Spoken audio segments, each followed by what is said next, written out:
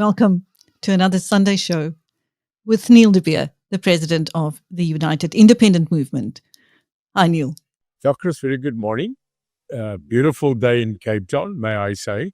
And ready for a week. But wow, Chris, what a week it was. So we've got a lot of things I think we need to get through. Yes, Neil. Factions in the African National Congress are deepening by the day as they are working behind the scenes to position their favorite for the next president of the party. Even billionaire Patrice Motsepe's name is now out there. Your thoughts, Neil? Well, we put his name out there 6 months ago, Chris. I think what people need to understand is, and I'll unpack it quickly. Within the African National Congress, you have to be a person that stimulates 3 pillars of the organization. And if you don't speak to those pillars, you are absolutely a non-contender. But there's a 4th pillar, a pillar that is the actual foundation, never spoken about, always rumored about, soos daai spook in die donker wat net ouma se gesig kan wees. And meanwhile is it 'n kandelaar met 'n klein kers en jy het jou hoed net daarop gesit. It appears once every couple of while. En as jy 'n bietjie Olofberg drink, as jy hierso vir oupa ook. The 3 pillars in the ANC is one, let us call it the foundation, the Freedom Charter. If you continually refer back to the Freedom Charter and the Mandela era and the reasoning of the populace, that's what you do. Jy haal daai kaartjie uit. The second one is to always have the narrative that you are the only liberation party, the oldest liberation party that are speaking to the poor. And you are a pro-poor party with a liberation credential. So that's the second thing you speak of if you want to be a leader. And then the third one, Chris, is you continue this apartheid legacy, liberation kind of ideology. Dit is die 3 stokke. These are the 3 sticks you take out, and when you look at a crowd, you decide who you beat it with. One of those 3. But the 4th one, Chris, is now the one which makes all of this happen. Money. Geld. That's it. No moolah, no pula, no vote, no president. So when you look at the past people, Nelson Mandela came through the legacy, but 80% of Nelson's backup support finance came from overseas. In fact, it didn't come from local business people. 40% probably came. Then you had Thabo Mbeki. Undoubtedly, business started to get entrenched. And the people started to understand that in the ANC, we are now going to have choices for president. Because, Chris, what people don't understand in the ANC, in its 113 years, it never elected a president. I don't know if people know that. There was never a formal election where one contested another. Oliver Tambo was uncontested, Nelson Mandela was uncontested, and Thabo Mbeki was uncontested. They were just accepted as the next president. There was never a candidate. Where the ANC fell off their chair, sunlight op die sitplek op jou gat, is when suddenly Jacob Zuma decided to run against the president. In the ANC, Chris, I was there. It was a shock. The ANC suddenly had to do ballots. They had to do campaigning, not against a opposition, but for a president inside. And that, go back. That was the change of the ANC strategy, where money now had to surface, not to actually host an election or host a conference, but actually contest. And once they started to do this contesting of buying votes, having to put money in, whoever has the most money, Chris, the rumors, the allegedly money dished out, Cyril's scenario of buying the presidency in the last presidency, that rumor came out. It's now about money. So I am sitting here gnawing at my teeth and saying, told you so. Here comes a guy who has the money, en ek dink sy susters en sy familie is getroud met die helfte van die kabinet. So his family is not just friends with the president, friends with it. Yeah, hulle is getroud. So you got to be at that New Year's party. So Chris, enter the room, Patrice Motsepe, billionaire in South Africa, very well entrenched in politics. I am not surprised. He's not a dark horse. He is a known horse, and he's just bolted for the first time to show that he could actually be someone.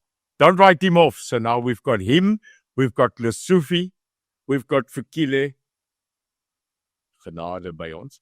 We've got Paul Mashatile, who's bolstering his little arms and shapes and getting assassinated every second day with a pellet gun. And then we now have Mr. Patrice Motsepe. So I don't think the last one, though.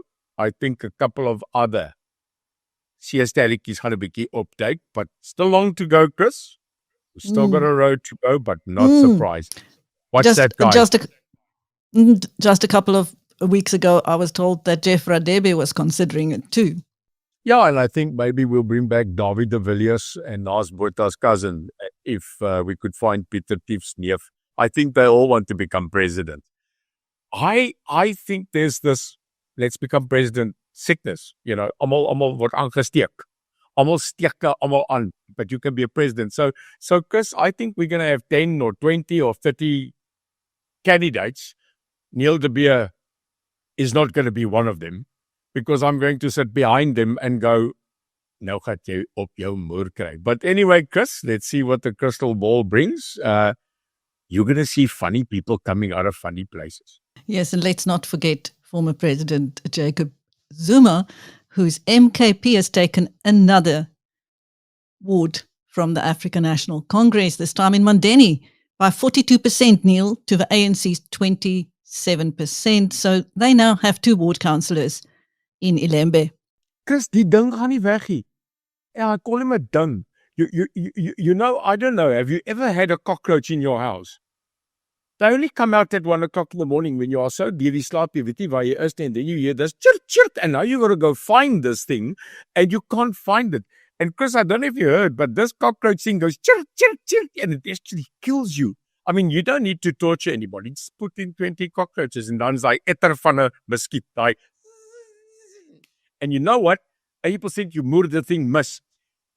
This Jacob Zuma is a thing that doesn't go away. You know, people are saying, you know, he's a this, but I don't know if you know, they say if a nuclear bomb goes off, the only thing that survives is a cockroach and, you know, probably an EFF parliamentarian. But Chris, jy kan 'n blik doem uitspuit op die goed. Half an hour. Chirp, chirp. So MK is resilient. You know, I how many times on a Sunday have I told you, hello, they're coming.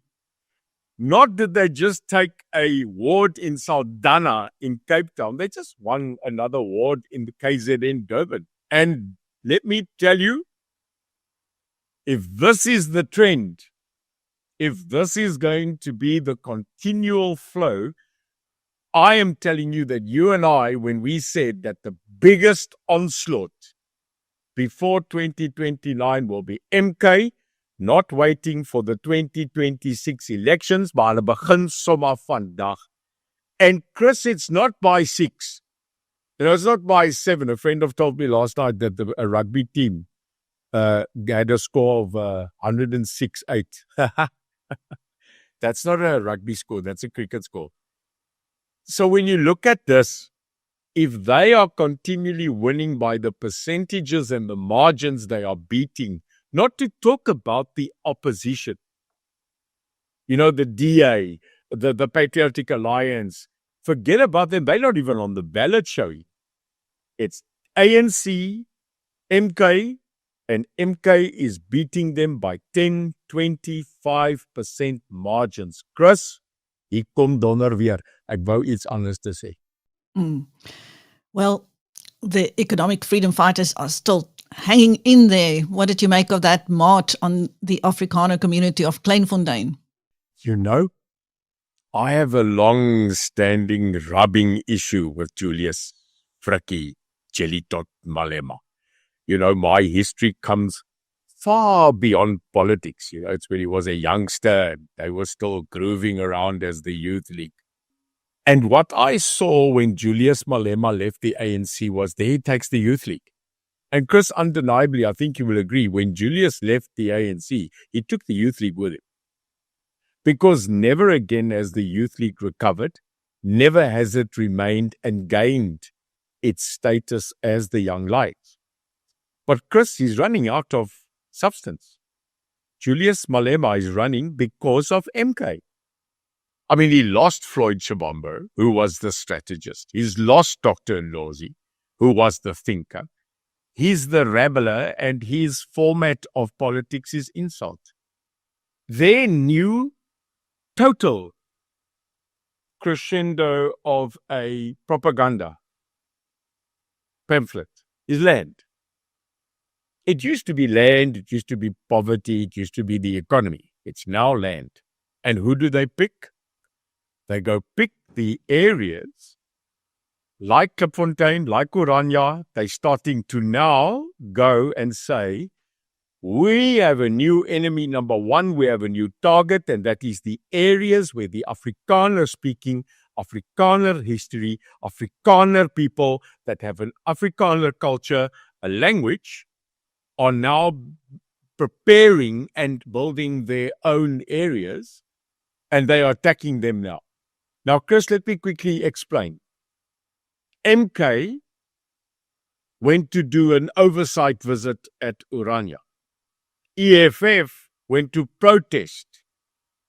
I think it's Klipfontein, which is a new Kleinfontein. Kleinfontein, which is also an area that is similar to Oranje. The problem I've got, and here is something that's going to surprise you and maybe the listeners.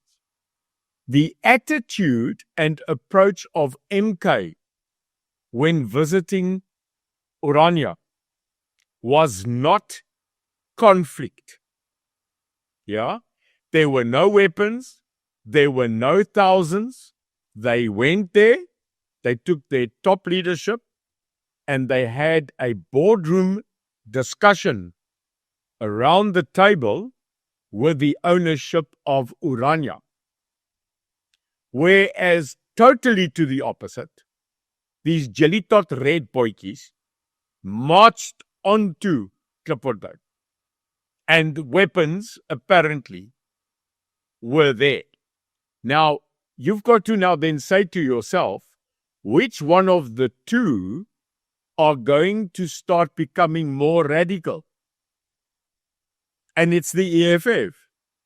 Not letting MK, that will probably come when the squeeze comes. But their approach was the approach that they've got in Parliament, Chris. MK is not a group of people that should be classed as uneducated. They should not be said they are a rebel because Jacob Zuma, because no. They have a very systematic plan. And their plan, Chris, like I've revealed here, is that MK has got retired Judge Schlope as the political leader, which means they are going to use their attack strategy on law, on the Constitution. They already said they want to see the legal papers of documentation of authority. They want to go see the establishment authority letter from the local municipality. They are not going there like the EFF, rip off signs, rip off stuff, walk away and say we've had victory. Jou gat het victory. What you showed us is that you are now the unconstitutional, unrelatable bunch of pariah. But we should be very careful of the approach of MK. And both of them are radical. Both of them want transformation. But Chris, I in this thing think that if we, as South Africans, who must respect law, and I'm not talking on behalf of the people that are Ek is 'n Afrikaner. Nee, ek is 'n boer. I find it now a full-on, may I call it, social attack on the rights of a group that have decided to be together culturally. And it's enshrined in the law. Section 235 of the Constitution allows this. But the problem, Chris, landing this matter, is that the Constitution, when it was written, Section 235 is not even 8 pages in the Constitution. So that's why we are in trouble, Chris, because we never wrote that when you if Orania tomorrow decides it's going to fully implement Section 235, which allows self-governance, it does not have in the law the implementation guideline. So hulle het 'n wet geskryf, maar hulle het nie gesê hoe pas jy die wet toe nie. Here we go, Chris, the weekly ice cream award. Are you ready for it? As hy, how do you write a law, but you don't write the system and manner of implementation? So that's maybe a breather for Orania, a breather for Klipfontein, a breather. But we've better get that in order, Chris, because this is now something that's become political. And I fear one morning, Chris, that when they go to the gates of such a place, they're going to meet with arms. The police is going to be in the middle. And people are going to get very cross, like they got cross at Silakal, like they got cross and cross and cross. Een skoot. As een skoot skiet, if one person in that group shoots, we will have a Marikana. We will have then what we are dreading, and the government, the municipalities of those areas, and the people that are so-called leadership in politics must now grab in. They've got to step in. Otherwise, I'm telling you, the thing is going to escalate, and we are not going to like what is the outcome. Now, new President Cyril Ramaphosa has appointed a commission of inquiry to establish why apartheid-era crimes from the TRC have not been prosecuted. You know, there have been long-standing rumors of a secret deal between the ANC and the National Party that would prevent prosecutions on both sides. You were there. Yeah, I was there. I'm now probably not going to be on the Sunday show next Sunday, because what I'm going to tell you now, they're probably going to ban me. But here it goes. I don't know the meaning of this word very well.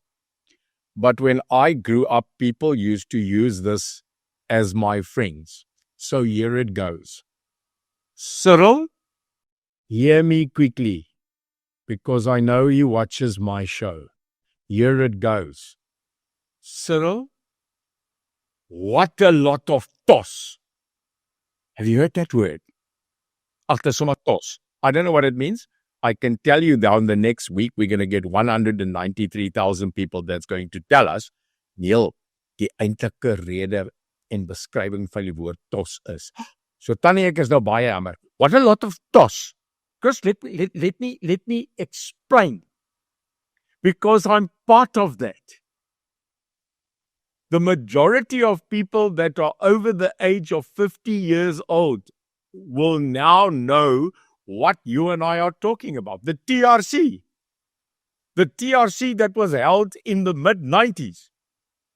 The TRC that was absolutely done, dusted 28 years ago is now being dragged out of the river like other things we are seeing lately. Nou, daar's 'n Afrikaanse seggenskap, meneer die voorsitter, en jy moet vir my hoor, jy moet ophou om koeie op te grawe. Chris, what he has just done is 100% to build his political liberation credibility back. And what he is doing now, he has chosen a poison chalice. Chris, this is my opinion.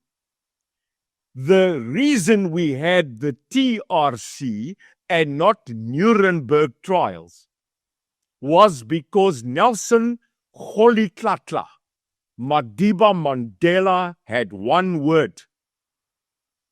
And you know it. I know it. It was reconciliation, Chris. It wasn't retribution. Am I right? You never heard, well, I never heard Mandela, Winnie Mandela, Ahmad Katara, Walter Sisulu, Governor Mbeki. I never heard from their lips. They probably thought it. They probably did speak about it, but never in public. Did I hear Nelson Mandela say, we are going to take revenge on the people that were involved in apartheid and the people that were involved in the atrocities of apartheid that did not ask pardon?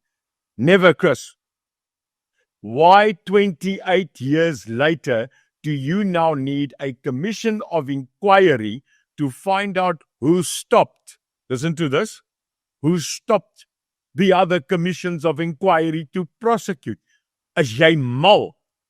I mean, this makes no sense unless you must show the people that you are leading that you are still radical, you're still part of a liberation movement that just cannot forget. Chris, I was part of that. You know that. I was part of it. I've moved on. I've had to move on. I've had to forgive those that wanted to kill me, and I asked, if not in person, those whom I caused harm to also to forgive me. I now live in a world where I'm fighting for a united South Africa en vragtig kom die kap kyk sonder 'n cash. And he comes in and he's now saying, nay, we need to go back 30 years. Well then, Chris, don't you think I should start a project to go find out where Jan van Riebeeck's Bladdy's bones are and then maybe take his carcass and put him on trial for invading Cape Town? This is the same rubbish. When do we as a country say to each other, sorry, we can't change the past, Chris, but we can work on the present? And you can see I am livid. I am livid, Chris, because both the ANC and the National Party committed atrocities. Both of the ANC, MK, the National Party, the SANDF, the security police, they all committed atrocities. Therefore, they have blood on their hands, both sides. Chris, I'll probably get another death threat in an hour, because what I'm going to tell you now, I am serious. If that man Cyril Ramaphosa, Suki Cyril, who I am telling you on national level right now again, and if it's never been recorded, he call my weer. Are you ready, Chris? That man is a coward. He's a coward and he has no backbone. He played no relevance except sit at a meeting and negotiate documents which he was told to in the first place. This man never fought. This man never went to war. This man never sacrificed his life. This man is now trying to find a way to prosecute those that, no matter your cause, that fought in a political warfare and is trying to now dig a hole. Will he also formulate this commission of inquiry? And in that, when they open a commission of inquiry, they give them a specific area that they need to look at. Will he increase the scope of this inquiry for all the people that also did not apologize, that did not get indemnity in this country, that also murdered and committed those atrocities that were identified at the TRC? Because, Chris, the fundamental principle, and miskien is ek verkeerd, maybe the loss of my hair, my style, and my absolute growing nose, maybe that's changed. But, Chris, are we not all equal under the law? Does this constitution not guarantee the right of every citizen to be treated the same under the law? Yes, it does. It's in the preamble of the Constitution. And Chris, what a sad day that for political points, political credibility, we go and dig so 'n koei, ne, such a cow in the land. We are going to go dig that person up and upset the apple cart that we are already trying to do. I am absolutely astounded that he did that. And what is amazing enough is that the National Prosecuting Authority, we're still sitting with Zondo. So we can go dig up old cows, but we can't lock up the president. So it makes no sense to me. This is wrong. This is not right. Well, Neil, meanwhile, there's much speculation about 4 members of the South African police force whose bodies ended up in the Hennops River in separate cars, apparently. And in February, another detective has suffered the same fate, and that's also still a mystery. Have you heard anything? Firstly, what a tragic event. They were not old people. In other words, older. Not that that makes a difference, but they were young people. So may I, on your behalf and this show, publicly say that our condolences and prayers with that families. Secondly, the loss always of officers is close to the heart. But something stinks here worse than a dying bat in the Okuwangu.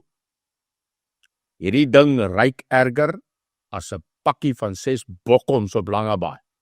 Something's wrong here, Chris. It doesn't go 1 + 1 is 2. Hierdie donder se ding gee vir ons 33.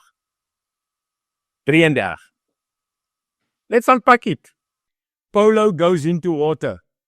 Polo is severed in half. But when you see the first diver pulling out the front end of the Polo, on the photographs that I have now before this show went to go study, something's wrong with that vehicle. And again, Chris, you and I, we say allegedly, maar ons praat met baie mense. When you look at the second left-hand side of the Polo, when it is extracted, the front door, there's that second section before it starts the second door. That is perfectly cut, severed on a straight line. There's no cutting. In other words, there's no disc shaping. There's no formulation of metal tearing out of metal. It's a straight line cut. They lift that out.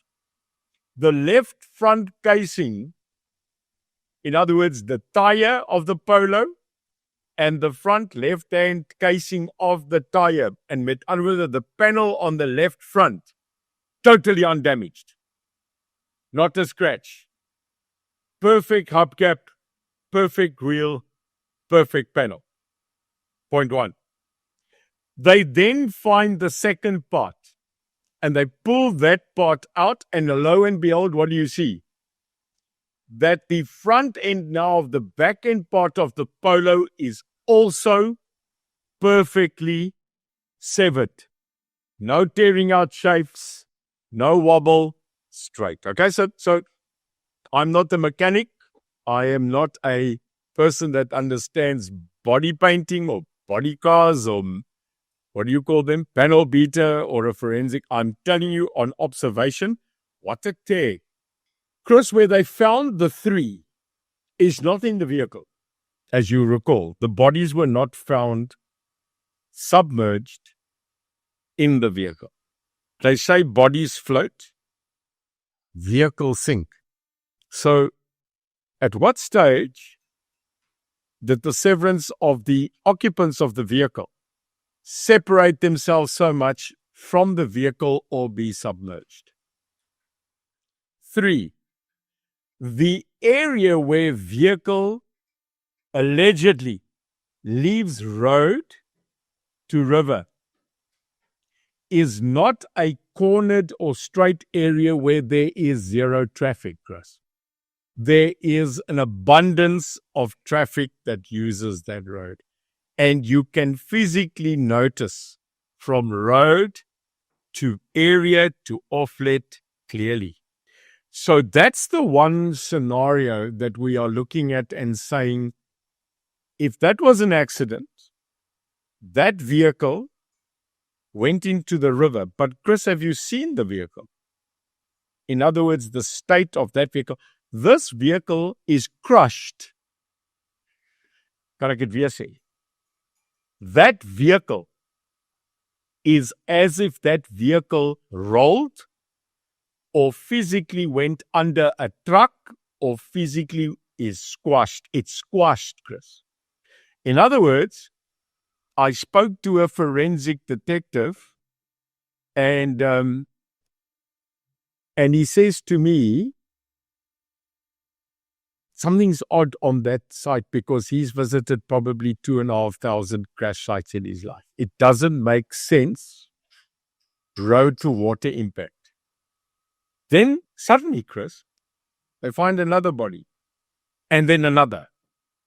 So we know the three were on their way home to deployment. But Chris, there's also a rumor where they were deployed and where they were going to, and in their past where they were deployed. So we can't just look at where they went and where they were going to. In other words, from the one area to the other. What's their history? Where did they come from? Where were they previously deployed? And I think, Chris, that's going to be a startling revelation. But what we are not doing right here, right now, is you and I fear one thing very much. We don't fear much, but we fear speculation. I don't like speculation. So the info we're sharing now is what we could get from several. But we will get there. This show will get there. So 3 police, dead.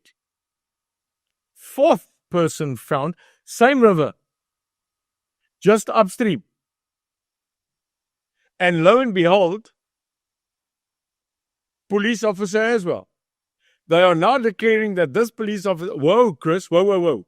3 dead, police, another 1 dead, police. Now, when you ask for info, they are saying, allegedly, was a admin clerk, was a officer that worked in the admin side of SAPS. Chris, it's not so.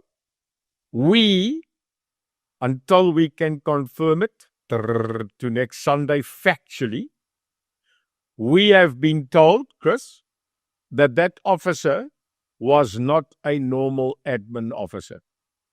That officer was in actual fact deployed to a other division, which has bloody nothing to do with admin fingerprints or driving in a police van.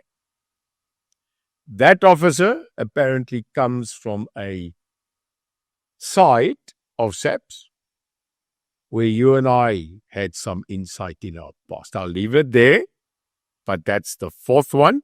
And what will be interesting is what cases did such officer work on? What cases was that officer exposed to? And why drowned and dead?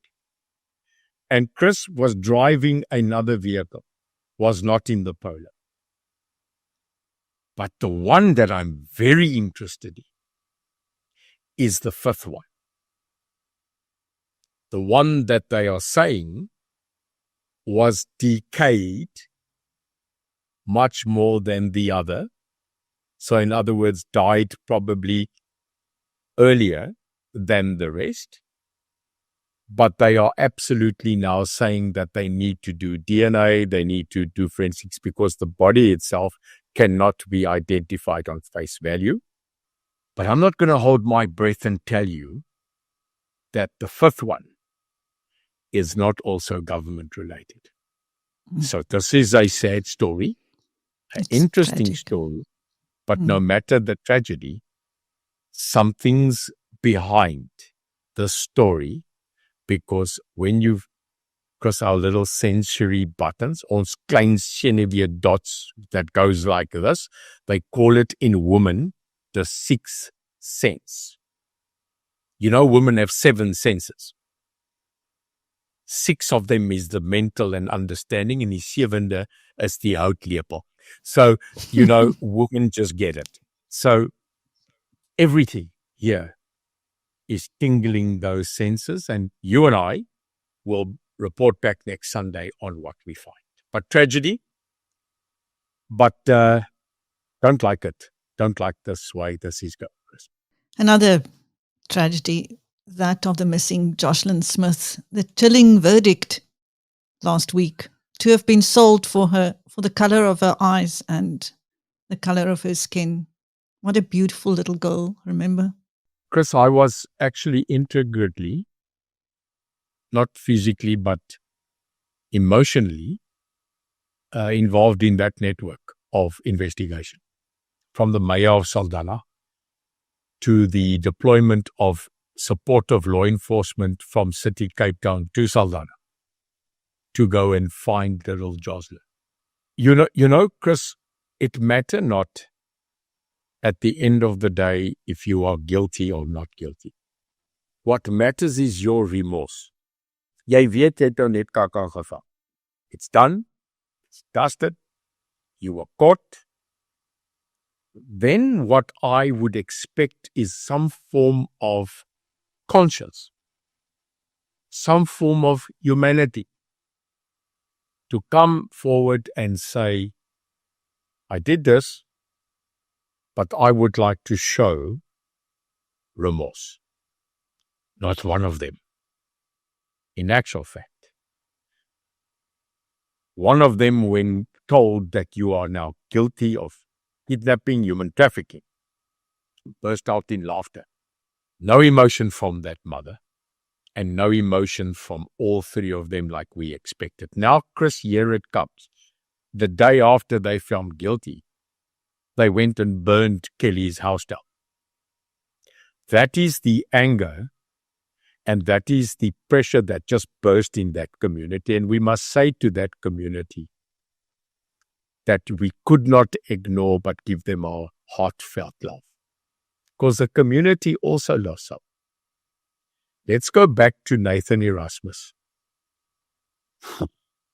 Make this man the judge president. For God's sake. What a jurist. To the point, to the actual extension of being incredibly intellectual. But his understanding of the law, not seeing that in a long time. Because he handled that trial in the format of justice. Now, Chris, I will say something to end this part of the conversation that's controversial.